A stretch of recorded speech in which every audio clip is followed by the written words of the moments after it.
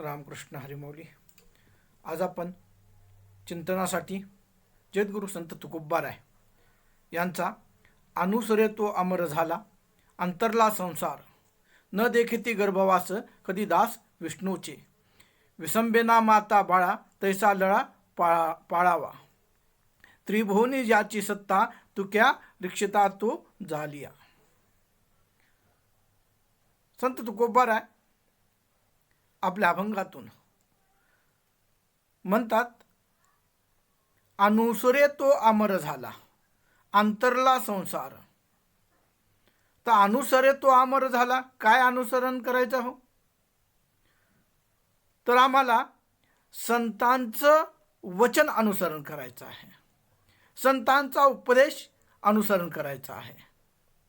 कारण ज्या तपोभूमीमध्ये आपण जन्म घेतलेला आहे, ज्याला ऋषी मुनीच्या ज्ञानामुळे पवित्रता आलेली आहे, अशा तपोभूमीत जन्म घेतलेला आहे, ज्या भूमीचं महात्म्य फक्त त्याग करायला शिकवते आणि जीवनाचा खरा उपदेश देते. आमची संस्कृतीच असणारी त्यागावर आधारित आहे. आमची भोगवादी प्रवृत्ती नाही आणि यामुळे त्या त्यागामधून असणारं मनुष्याचं जीवन सफल होतं, हे साधू संतांनी आमच्या तिथं ध्यानात आणून दिलेलं आहे. आणि म्हणून ज्या त्यागावर आणि ज्या ज्ञानावर आमची संस्कृती टिकली आहे, त्या ज्ञानाचा आम्हाला गर्व असायला पाहिजे. कारण त्याच ज्ञानामधून, उपदेशामधून मनुष्य बनवण्याचं कार्य केलं आहे. आणि त्यामुळेच संत तुकोबाराय म्हणतात, अनुसरे तो अमर झाला, अंतरला संसार. मनुष्याने जे आचरण करायला पाहिजे, जे अनुसरण करायला पाहिजे, ते भारतीय ज्ञानामध्ये आहे, भारतीय अध्यात्मामध्ये आहे. ऋषीमुनींनी सांगून गेलेलं आहे, धर्मग्रंथांनी सांगितलेलं आहे. आणि त्या बोधावरच, त्या ज्ञानावरच आमची संस्कृती टिकून आहे. म्हणून त्या संस्कृतीचं आज पाश्चात्य लोकसुद्धा अनुकरण करत आहेत. कारण खरी जीवनाची सार्थकता असणारी भारतीय ज्ञानामध्ये, परंपरेमध्ये, संतांच्या या पावनभूमीमध्ये आहे. या पावनभूमीमधूनच ज्ञान मिळतं आणि सारं विश्व हे ज्ञान घ्यायला तिथं पुढे येते. आणि त्यामुळेच आपणही आपल्या जवळ जे ज्ञान आहे, त्या ज्ञानाचा वापर आपल्या जीवनामध्ये अनुकरणाच्या माध्यमातून करायचा आहे. मग असं महान तत्वज्ञान ज्या तपोभूमीमध्ये साधू संतांनी दिलेलं आहे, त्या विचाराचं अनुकरण मनुष्याने केलं पाहिजे. मग त्यातले काही उदाहरण, काही दृष्टांत जे माझ्या संस्कृतीला महान बनवतात आणि त्याचं अनुकरण केल्यावर मनुष्याचं जीवन सार्थक होतं. आणि त्यागावरच आमचं पूर्ण मूल्य टिकलेलं आहे महाराज. आणि त्यातून माणसाला खरी आत्मशक्ती मिळते, आत्मज्ञान मिळतं. खरं माणसाच्या जीवनाचं सार्थकता त्यातून कळते. आणि म्हणून या तपोभूमीमध्ये असणारा महान ग्रंथांची निर्मिती झाली. त्या ग्रंथांच्या, अनेक ग्रंथाच्या माध्यमातून उपदेश दिलेला आहे आणि त्या ग्रंथाचं अनुसरण आम्ही केलं पाहिजे. तर आपण बघू, वाल्मिकीद्वारा लिखित रामायण, ज्यामध्ये प्रभू रामचंद्रांनी वचनपूर्तीसाठी, आपल्या वडिलांच्या वचनपूर्तीसाठी वनवास भोगला. पूर्ण तिथं असणारं आपलं जीवन समाजसेवेसाठी, राष्ट्रसेवेसाठी तथा धर्माच्या रक्षणासाठी खर्च केलेला आहे. आणि म्हणून तिथं असणारं एक आपल्या वडिलांचं वचन पालन करण्यासाठी प्रभू रामचंद्राने 14 वर्ष तिथं वनवास भोगला. ते तत्वज्ञान आमच्या या संस्कृतीचा आहे. ज्यांनी आपली परंपरा तिथं खंडित होऊ दिलेले नाही आणि वडिलांचा मान राखणारं जे संस्कार आहेत हे आम्हाला त्या धर्मग्रंथातून मिळत असतात महाराज. रघुकुल रीती सदा चली आहे, प्राण चाहे पण वचन न जाय. वचनाला किती महत्त्व आहे ते रामायणाच्या माध्यमातून प्रभू रामचंद्राने आमच्या समोर ठेवलेलं आहे. आणि त्या प्रजेपुढे आदर्श ठेवण्यासाठी स्वतःच्या जीवनामध्ये सुद्धा त्यांनी त्याग केलेला आहे महाराज. आणि हेच तत्वज्ञान भारतीय संस्कृतीमध्ये आहे आणि याचंच अनुसरण आम्हाला करायचं आहे. आम्ही फक्त रामायणाचे पारायण करून असणारं गप्प बसलो तर चालणार नाही. त्या रामायणामध्ये जे उपदेश दिलेला आहे, रामायणामधून आपल्याला लक्ष्मणाची जे बंधू प्रेम आहे आपल्या बंधूसाठी, तोही वनवास भोगण्यासाठी तयार झाला शेष अवतार असणारे लक्ष्मण, ज्यांनी आपल्या बंधूच्या वनगमनामध्ये वनवासामध्ये असणारं तिथं समाजापुढे एक आदर्श ठेवला. भाऊ कसा असावा. वर्तमानामध्ये पाहतोत आपण कित्येक समाचारपत्रामध्ये जेव्हा आम्ही समाचारपत्र उघडतो संपत्तीसाठी ने अनेक कारणासाठी असणारा भाऊच भावाचा शत्रू बनलेला आहे महाराज. पण आमच्या संस्कृतीचं मूळ जे तत्वज्ञान आहे ते रामायणामधून मिळतं की भाऊ राम आणि लक्ष्मणासारखे असायला पाहिजेत. आणि हे तत्वज्ञान रामायणाच्या माध्यमातून मिळतं आणि याचंच अनुसरण आम्हाला करायचं आहे महाराज. सीते मातेची जी भक्ती आमच्या समोर येते, जे पती भक्ती, स्त्रीचा धर्म, हे सगळं तत्वज्ञान भारतीय संस्कृतीमध्ये आहे आणि यातून मानवाचं जीवन बनतं. हेच आम्हाला अनुसरण करायचं आहे.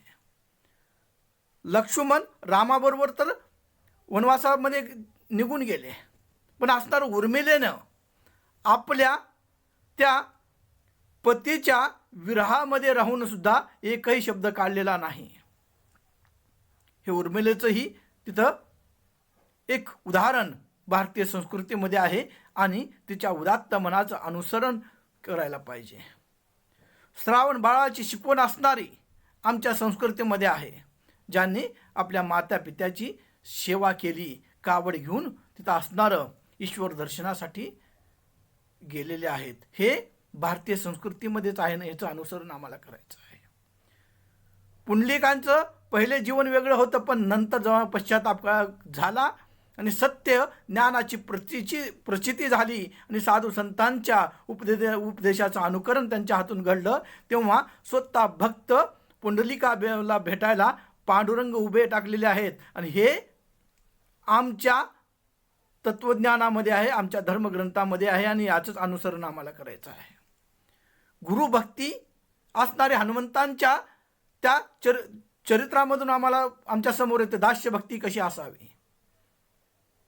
आणि त्या दास्यभक्तीचं उदाहरण तिथं असणारं हनुमंतरायाच्या त्या चरित्रामधून होतं आणि तेच आमच्या संस्कृतीचं महात्म्य आहे महाराज. आणि या अशा विचारांचं अनुसरण करा असे संत तुकोबाराय म्हणतात, कारण ते म्हणतातच नाही तर त्यांनी पण केलेलं आहे आपल्या जीवनामध्ये.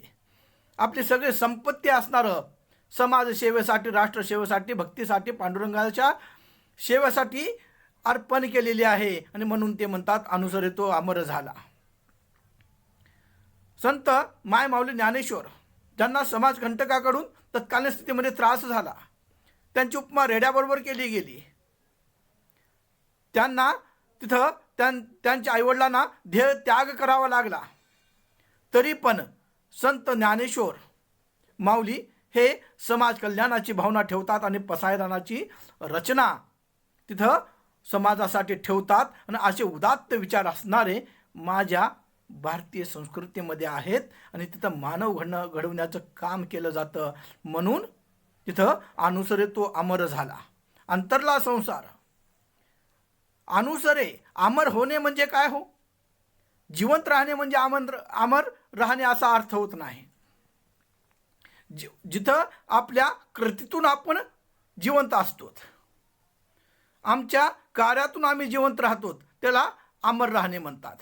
जसं अनेक वीरांनी, अनेक राष्ट्रप्रेमी वीरांनी तिथं आपला समस्त राष्ट्रासाठी, भूमीसाठी, पावनभूमीसाठी असणारं आपलं जीवन अर्पण केलं. ज्ञानकुंडामध्ये, यज्ञकुंडामध्ये, स्वातंत्र्याच्या या होमामध्ये आपली आहुती दिली महाराज. आणि जेव्हा आहुती दिली त्यावेळेस त्यांचे विचार असणारे सगळ्या संसाराला घेऊन होते, प्रत्येक चराचराला घेऊन होते. सीमित बंधनामध्ये त्यांचे विचार नव्हते. आणि त्यांनी जे कार्य केलं सगळ्या असणाऱ्या प्रत्येक मनुष्यावर त्यांचे उपकार आहेत. आणि त्यांनी संकुचित भावनेतून कार्य केलेलं नाही. पण दुर्दैव असं आहे, वर्तमानामध्ये आम्ही आमच्या संकुचित विचारामुळे, आमच्या स्वार्थासाठी त्यांच्या विचाराला सुद्धा लहान करून पाहत आहोत. त्यांना आम्ही वाटून घेतलेलं आहे, त्यांची विभागणी केलेली आहे. आणि अशा साधू संतांचे असणारे या राष्ट्रासाठी जीवन अर्पण करणाऱ्या त्या प्रत्येक देशप्रेमी वीरांचे उपकार आमच्यावर आहेत. आणि आजही आम्ही त्यांचे विचार वाचतो तेव्हा त्यांची उदात्त भावना आमच्या समोर येत असते महाराज. आणि म्हणून अमरत्व कशात आहे तर त्या व्यवहारामध्ये आहे, त्या विचारामध्ये आहे आणि त्या त्यागामध्ये आहे. आणि म्हणून असं अमरत्व तिथं असणारं संत तुकोबाराय म्हणतात की अनुसरे तो अमर झाला, अंतरला संसार, त्याचं जीवन सफल झालं. आता प्रत्येक तर उदाहरण द्यायचं झालं तर आपण बघतो कित्येक साधू संतांनी, वीरांनी आपल्या जीवनाची कधीही पर्वा केली नाही हो. त्यांचं ती उदात्तता, जे आपलं सुख अर्पित करून समाज सेवेसाठी त्यांनी त्याग केला. आणि त्या विचारातून आज कित्येक वर्ष झालं त्यांचं जे ज्ञान आहे, त्यांचा जो व्यवहार आहे, त्यांचा जे त्याग आहे आमच्या डोळ्यासमोर एक आदर्श बनून उभा आहे. आणि म्हणून त्याला अमरत्व म्हणतात. अमरत्व हे विचारातून आणि कृतीतून होत असतं. आणि म्हणूनच तिथं संत तुकोबाराय म्हणतात अनुसरे तो अमर झाला, अंतरला संसार. आणि खऱ्या ज्ञानाची प्रचिती झालं की माणसाचं जीवन परिवर्तित होतं. तसंच महात्मा गौतम बुद्ध यांचं चरित्र आमच्या समोर आहे महाराज. महात्मा गौतम बुद्धांना जेव्हा 4 दृश्य त्यांच्या समोर तिथं परिक्रमा करत असताना दिसले, राजाचे पुत्र होते, कोणत्याही गोष्टीची कमतरता नव्हती महाराज. संन्यासी, प्रेत यात्रा, रोगी, वृद्ध, असं जे 4 दृश्य त्यांच्या समोर आले. आणि त्यावेळेस जीवनाचं खरं तत्वज्ञान झालं आणि ते बुद्ध झाले. आणि त्यांच्या त्या ज्ञानाचा जो कोणी अनुसरण करेल त्याचे जीवन सफल होईल. कारण अष्टांग मार्ग, सम्यक ज्ञान, सम्यक दृष्टी, सम्यक समाधी, सम्यक जीवन, सम्यक वाचा, असे जे आधी जे अष्टांग मार्ग आहेत त्या अष्टांग मार्गाचा जर अवलंब केला तर जीवन सफल होईल. म्हणून संत तुकोबाराय म्हणतात अनुसरे तो अमर झाला. त्या महात्म्यांचे, त्या साधू संतांचे जर विचार आम्ही अनुकरण केले तर आमच्या जीवनाचं कल्याण होईल. कारण असणार खऱ्या ज्ञानाची प्रचिती झाल्यानंतरच हृदयाची प्रगल्भता वाढते. अशोकांनी तिथं लढाया केल्या, पण कलिंगचं युद्ध जेव्हा झालं आणि रक्तरंजित ते समोरलं दृश्य पाहून अशोकांचं मन परिवर्तन झालं महाराज. तिथं असणारं अशोकांना खऱ्या ज्ञानाची प्राप्ती झाली आणि त्यांनी पुढील मार्ग स्वीकारला आणि ते आज अमर झाले. असं अमरत्व अनुसरे तो अमर झाला, अंतरला संसार. जिथं वयाच्या 16व्या वर्षी छत्रपती शिवाजी महाराजांनी स्वराज्याची स्थापना करण्यासाठी जो प्रयत्न केला ज्यांनी शत्रूंना परास्त केलं, तिथं असणारं आपल्या जनतेचं संरक्षण केलं, अशा त्यांच्या कृतीमुळे आज छत्रपती शिवाजी महाराजांचं नाव घेतल्यानंतर वीर, साहसी तथा पर स्त्री माते समान मानणारे विचार आमच्या संस्कृतीमध्ये समोर येतात महाराज. असे थोडा मोठ्यांचे जे विचार आहेत त्यांचं अनुसरण करणे म्हणजेच तिथं अमरत्व आहे. म्हणून संत तुकोबाराय म्हणतात, अनुसरे तू अमर झाला अंतरला संसार. पुढल्या चरणामध्ये संत तुकोबाराय म्हणतात, ना देखती गर्भवास कधी दास विष्णूचे. जे विष्णूचे दास आहेत, जे ईश्वराचे दास आहेत, ते गर्भवास देखत नाहीत, बघत नाहीत. कारण प्रत्येकाच्या गर्भाची अवस्था, जन्माची अवस्था एक असते महाराज. मनुष्याच्या जन्माची अवस्था एकच असते. गर्भधारण करत असताना त्या गर्भातल्या माणसाला, त्या शिशूला, गर्भाला माहीत नसतं की मी कोणत्या जातीचा आहे. त्यामुळे जेव्हा गर्भ निर्माण होतो त्याला कोणताही जात धर्म हे नसतं महाराज. न देखती गर्भवास कधी दास विष्णूचे. आणि हे आज जे समाजामध्ये दिवसेंदिवस फोपावत चाललेलं आहे ते आम्ही माणसांनी स्वतःच्या स्वार्थासाठी बनवलेलं आहे. कारण ईश्वर प्रदत्त जी सृष्टी आहे, ईश्वराने कधीही, साधू संतांनी कधी भेदाभेद केलेली नाही महाराज. कारण ईश्वर अगर भेदाभेद करत असते तर प्रत्येकासाठी हवा वेगळी असली असती. हवा वेगळी आहे का? नाही, सगळ्यासाठी एकच हवा आहे महाराज. सगळ्यासाठी असणारा प्रकाश वेगळा असला असता, पण प्रकाश सगळ्यासाठी सारखा आहे. सूर्य सगळ्यासाठी वेगळा असला असता, पण सूर्य सगळ्यासाठी एक आहे. पृथ्वी प्रत्येकासाठी वेगळी असती जर ईश्वराने असं भेदाभेद मानलं असतं तर. पण ईश्वराने भेदाभेद केली नाही आणि पृथ्वी ही सारखीच आहे. धान्य सगळ्याच्या शेतामध्ये, जमिनीमध्ये सारखंच जसं पेरलं तसंच उगवतं महाराज. म्हणून तिथं ईश्वराने काही भेदाभेद केलेली नाही. आणि यामुळे असणारं ईश्वराच्या दृष्टीमध्ये सगळे एक समान आहेत. न देखती गर्भावास कधी दास विष्णूचे. विष्णूचे दास त्या नदीच्या प्रवाहासारखे आहेत, ते वाहत राहते आणि ज्याला तहान लागलेली आहे तो पाणी पिऊन तृप्त होत असतो महाराज. म्हणून संत तुकोबराय म्हणतात, न देखती गर्भावास कधी दास विष्णूचे. साधू संतांनी असणारी सगळ्या समाजामध्ये एकता निर्माण केली, प्रेम निर्माण केलं, एक दिशा निर्माण केली.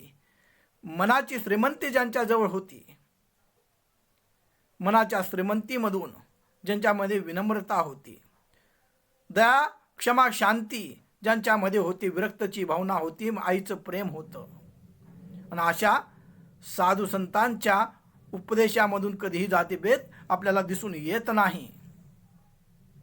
आणि असे असणारे आम्ही आमच्या स्वतःच्या स्वार्थासाठी वेगवेगळं काही विभाजन करतो, पण विष्णूचे दास असणारे कधीही गर्भवास बघत नाहीत. देव ईश्वर कधीही गर्भवास बघत नाही. न देखती गर्भवास कधी दास विष्णूचे.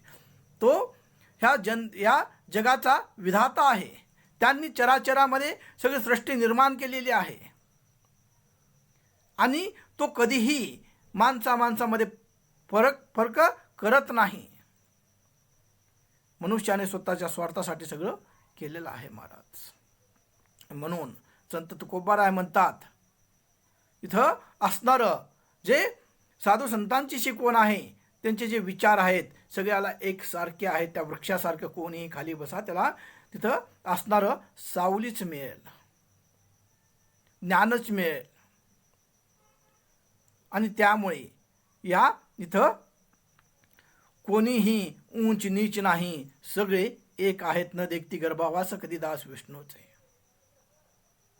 आणि विसंबेना माता बाळा तैसा लळा पाळाला. जसं आईचं प्रेम मुलावर असतं, तसं त्या विधात्यावर, त्या पंढरीरायावर असणारं प्रेम राहिला पाहिजे आणि पंढरीरायाचं हे प्रेम आपल्या त्या लेकरावर आहे महाराज, आपल्या साधकावर आहे. म्हणून असणारं अनेक अवतारामध्ये आपल्या भक्ताचं रक्षण करण्यासाठी तिथं ईश्वर येत असतात. कारण त्यांचं आईचं कर्तव्य, आईचं हृदय, आईचं ममत्व ज्यांच्या जवळ असतं.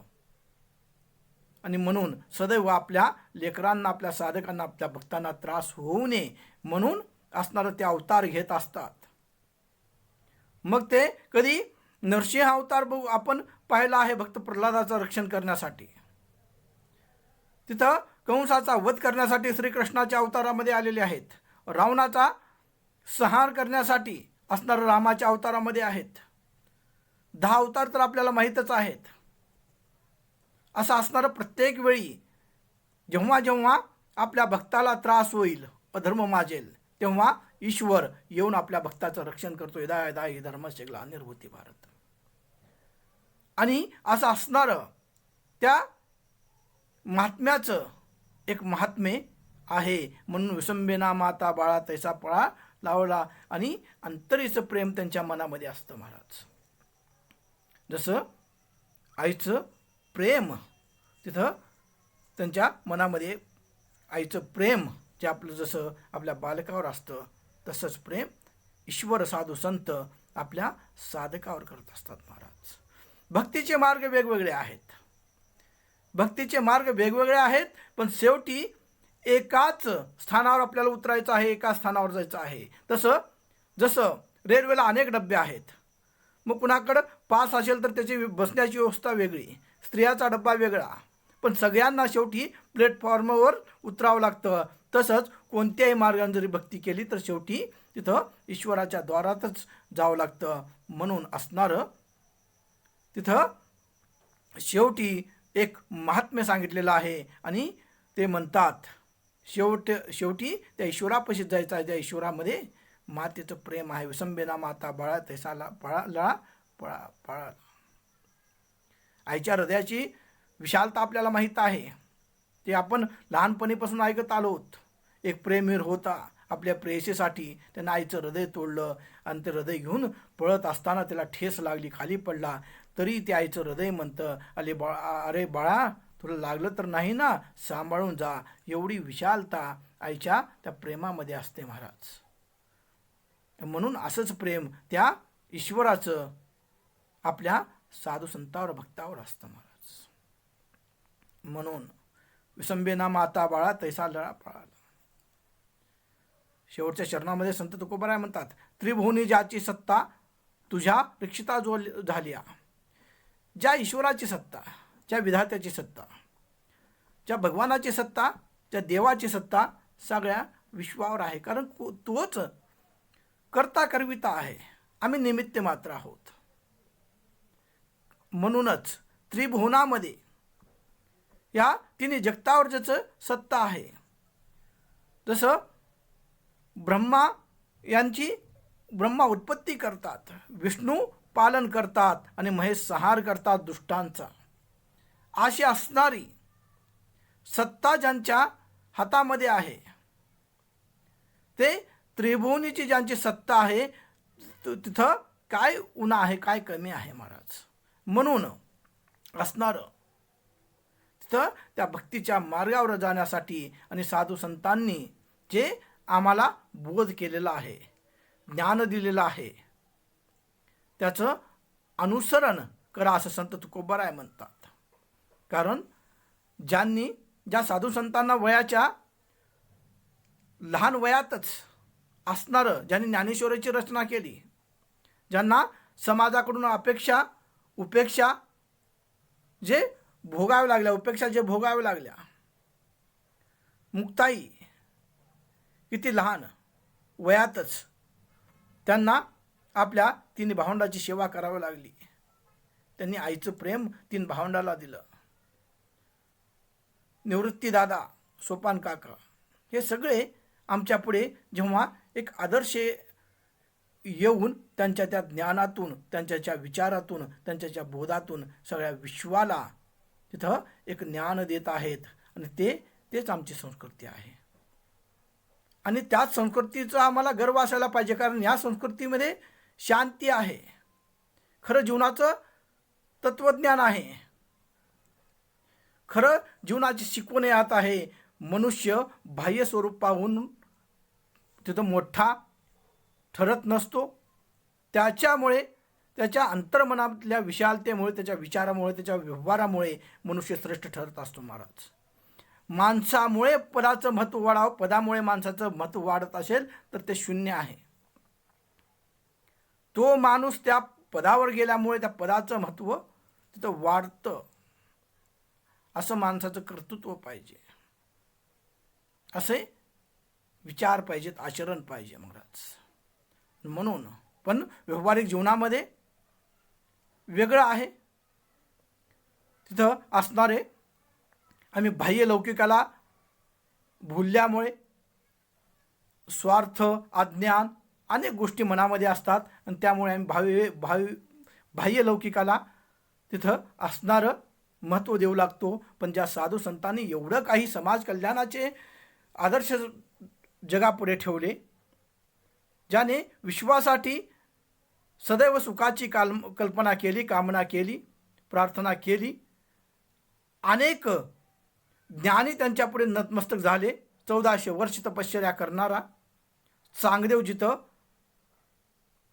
नतमस्तक झाला, असे एवढे ज्ञानीसुद्धा त्या संतांच्या पुढे नतमस्तक झाले. तिथं आम्ही कुठंतरी थोडं ज्ञान प्राप्त करून असणारा आमच्यावर गर्व आम्हाला वाटत असतो. पण जेव्हा आमच्या या महान संस्कृतीचं उदात्त चरित्र आमच्यासमोर येतं, तेव्हा माणसाचं खरं सार्थक काय आहे हे दिसून येतं. म्हणून संत तुकोबाराय म्हणतात, अनुसरे तो अमर झाला, अंतरला संसार न देखती गर्भावास, कधी दास विष्णूचे विसंबेना माता बाळा तैसा लळा पाळाला, त्रिभुवनी ज्याची सत्ता तुक्या रक्षिता तू झाली. आणि या भवसुखातून, या मिथ्या जगतातून, या माईक सुखातून निघून तिथं मोक्षाची प्राप्ती आणि धर्मार्थ काम मोक्ष याची प्राप्ती जर करायची असेल आणि या जन्ममरणाच्या फेऱ्यातून सुटायचं असेल आणि माणसाच्या जीवनाचं सार्थक जर करून घ्यायचं असेल, तर संत तुकोबराय यांनी जे सांगितलं ते उपदेश दिला की आपण अनुसरण करायला पाहिजे. आणि तेव्हाच आपलं अमरत्व म्हणजे विचारातून, कृतीतून सिद्ध होत असतं महाराज. म्हणून संत तुकोबरायाच्या ह्या अभंगावर मी चिंतन करण्याचा प्रयत्न केलेला आहे. जे चुकीचं आहे ते माझं आहे, जे चांगलं आहे ते गुरुच्या तुमच्या ज्ञानामुळे आहे. म्हणून शेवटी एवढंच म्हणेल, मग पामराशी काय थोडंपण पाहिजे वाहनं पाहिजे. रामकृष्ण हरी, रामकृष्ण हरी महाराज.